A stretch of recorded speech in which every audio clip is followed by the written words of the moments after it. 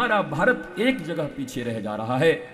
हम एक तरफ दौड़ रहे हैं, बच्चों के कंधे पर गधों की तरह किताबों का बोझ लाद रहे हैं, भेज रहे हैं। पागलपन समा गया है।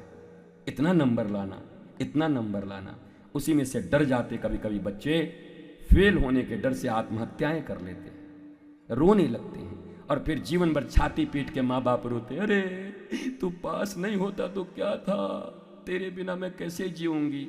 तो पाल पोसा तो तुमने ही है ना, कभी बोला उसको पढ़ ले? हाँ पढ़ ले, चिंता मत करना। हाँ क्यों?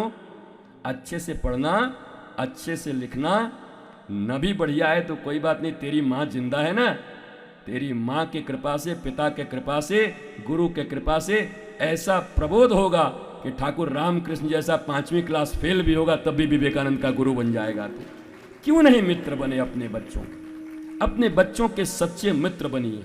मेरी माँ बाप, मेरे माता पिता, अगर आप कोई एक अच्छा काम कर सकते हैं अपने बच्चों के लिए, उनके फास्ट फ्रेंड बन जाइए, बेस्ट फ्रेंड बन जाइए, सब कुछ चर्चा उनसे करिए, खुल के बातें करिए उनसे।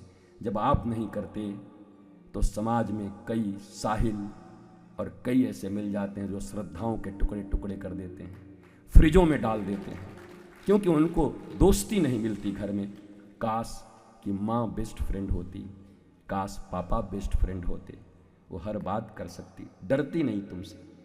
अगर उसका मन भी चंचल हो गया कहाँ, तब भी आती, मम्मी मम्मी मेरा मन बहुत चंचल हो रहा है, वो मेरे साथ ऐसे हो रहा है। तुम दोस्त बन जाओ अपनी बिटिया के, दोस्त बन जाओ अपने बच्चों के। मैं सच कहता हूँ, जिस घर में माता और पिता अपने बच्चों के दोस्त बन गए, मित्र बन गए, उस घर के बच्चे देर सवेर, आज नहीं तो कल, विवेकानंद की तरह पूरी दुनिया को प्रकाशित करने वाले बनते हैं। आपको मित्र बनना ही होगा। अगर कोई दूसरा मित्र बनेगा तो उसको डुबाएगा। इस दुनिया में माता, पिता और सच्चे सद्गुरु से बड़ा कोई मित्र हो नहीं सकता। भगवान को हम देख नहीं पाते, महसूस कर पाते, उसे शरीर चाहिए, बॉडी में मित्र चाहिए। तो मम्मी की बॉडी है, पापा के शरीर है, गुरु का शरीर है, प्रबोधवान।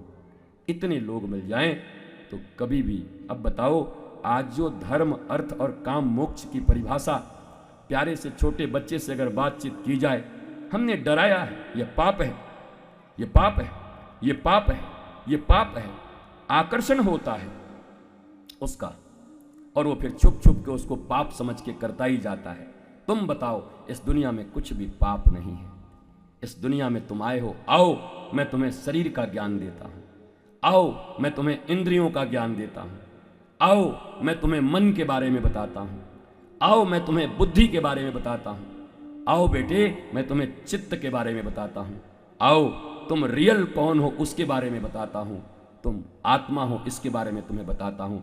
इस दुनिया में अगर एक सबसे अच्छा ग्रंथ है कोई मोटिवेशनल ग्रंथ, जो बड़े से बड़े बिगड़े और पागल को और डिप्रेशन में रहने वाले आदमी को भी ठीक कर सकता है, बताओ।